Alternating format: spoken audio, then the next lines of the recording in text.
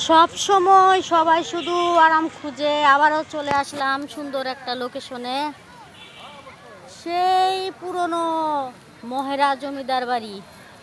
এখন যাচ্ছি ভালো আর একটা লোকেশনে। এটুকের মধ্যে ঘুরতে মানে ঘুরি নাই, যাই নাই এখনো, এখন যাচ্ছি।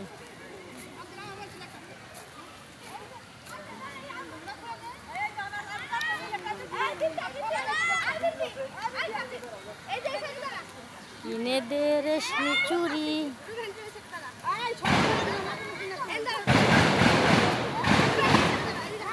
নইলে যাবো বাপের বাড়ি, যতই করো জারি জুরি চুরি চারি।